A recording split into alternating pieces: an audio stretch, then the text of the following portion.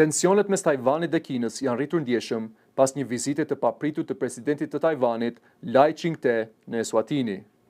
Gjatë takimit me mbretin Mswati të tretë, Lai mbajti një qëndrim sfidues, duke theksuar se Tajvani është një shtet sovran dhe se askush nuk ka të drejta pengohet të ndërveprojë me komunitetin ndërkombëtar.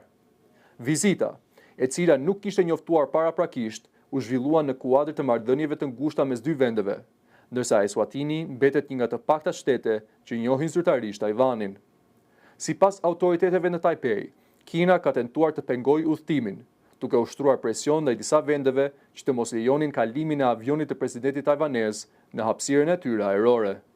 Nga ana tjetër, Pekini reagoi ashpër ndaj vizitës, duke përdorur gjuhë fyese ndaj presidentit Lai dhe duke e dënuar udhëtimin si një provokim.